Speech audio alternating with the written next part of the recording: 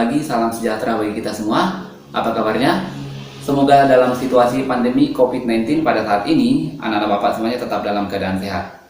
Nah, tentunya dalam melaksanakan aktivitas kita sehari-hari, sebagai masyarakat yang baik, kita harus tetap mematuhi aturan protokoler kesehatan yang dianjurkan oleh pemerintah. Pada kesempatan kali ini, kita akan mempelajari materi eksponen dalam mata pelajaran matematika peminatan. Yang akan kita bahas diantaranya adalah yang pertama, definisi eksponen. Yang kedua, sifat-sifat eksponen. Dan yang ketiga adalah contoh soal. Apa itu eksponen? Ada yang pernah mendengar apa itu eksponen? Ya, eksponen itu adalah kata lain dari bilangan berpangkat. Nah, berbicara mengenai bilangan berpangkat atau perpangkatan, saya yakin anak-anak Bapak semuanya sudah pernah mempelajari ketika belajar matematika di jenjang pendidikan SD maupun SMP. Adapun manfaatnya adalah yang pertama, dalam bidang ekonomi.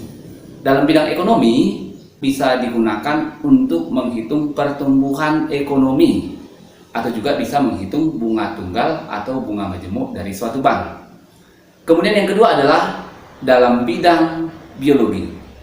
Dalam bidang biologi, ternyata materi eksponen ini bermanfaat untuk menghitung perkembangbiakan virus atau bakteri.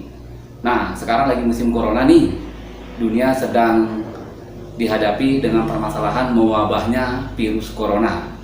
Nah, ternyata materi eksponensial ini bisa digunakan untuk menghitung perkembangbiakan virus corona selama kurang lebih beberapa bulan terakhir. Sekarang kita masuk kepada materi inti, yaitu definisi eksponen dan sifat-sifat eksponen.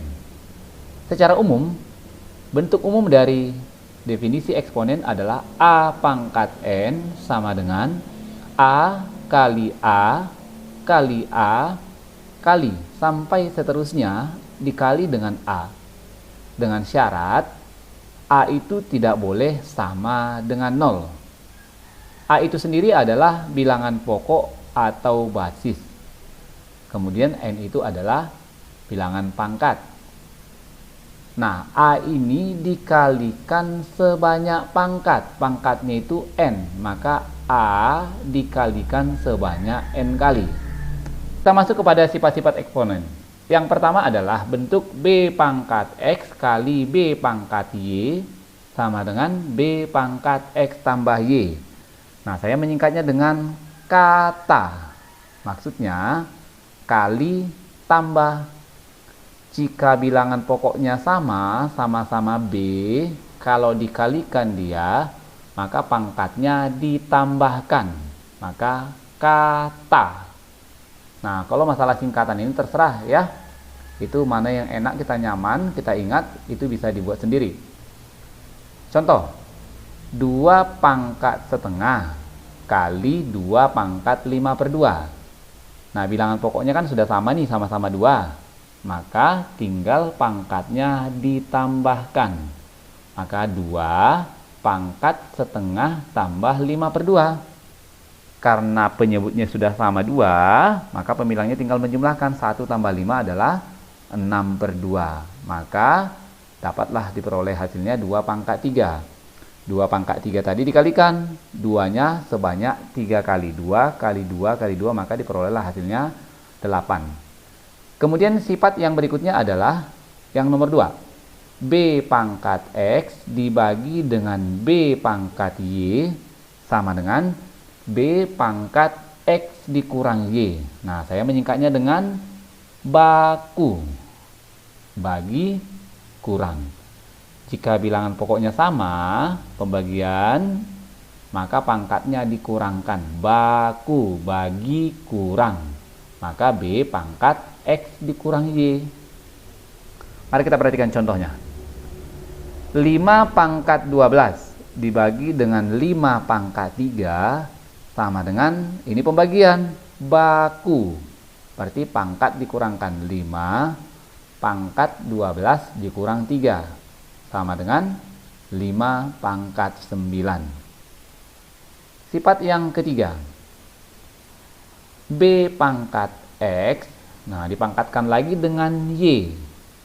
sama dengan B pangkat X kali Y. Nah, saya menyingkatnya dengan pangkal. Pangkat dipangkatkan lagi, maka kali. Pangkat kali B pangkat X kali Y. Oke, perhatikan contohnya. 8 pangkat sepertiga dipangkatkan lagi dengan negatif 6. Maka pangkatnya ini dikalikan. 1/3 kali negatif 6. Maka 1 kali negatif 6, negatif 6/3. Diperolehlah 8 pangkat negatif 6/3. Min 6 bagi 3, itu adalah negatif 2. Maka diperoleh 8 pangkat negatif 2. Maka diperoleh 1/64. 1/64 ini nanti akan kita bahas sifat yang berikutnya kalau dia pangkatnya negatif. Oke. Yang keempat, AB pangkat X sama dengan A pangkat X kali B pangkat X.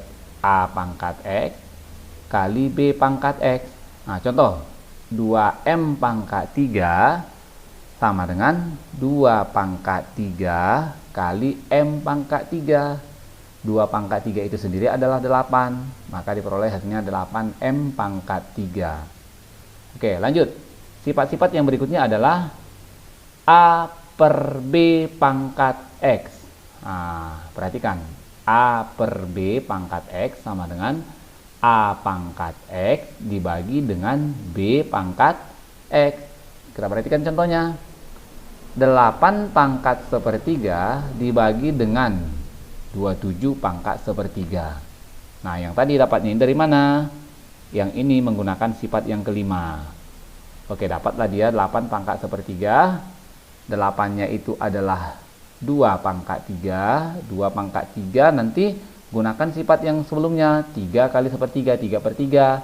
3 dibagi 3, 1. Maka dapatlah dia 2 pangkat 3/3 sama dengan 2 pangkat 1 diperoleh hasilnya 2. Kemudian yang 27 ini dirubah dia menjadi 3 pangkat 3. 3 pangkat 3 itu kan 27 tuh. Kemudian 3 kali sepertiga, 3/3 dapat 1. Maka 3 pangkat 1 sama dengan 3. Maka diperoleh hasilnya adalah 2/3. Kemudian sifat yang berikutnya adalah A pangkat 0 sama dengan 1. Contohnya 1000 pangkat 0 sama dengan 1. Bilangan berapapun kalau dipangkatkan dengan 0 hasilnya sama dengan 1. Contoh soal. Tentukan bentuk sederhana dari A pangkat negatif 3 B pangkat negatif 4 dikali dengan A pangkat 2 kali B pangkat 5. Mari kita selesaikan. Perhatikan dulu sebelum kita menyelesaikan, kamu cari dulu dia yang sama-sama bilangan pokoknya, yang bilangan pokoknya sama. A dengan A, kemudian B dengan B. Jangan dicampur adukkan A dengan B diambil nanti dijumlahkan pangkatnya, tidak bisa.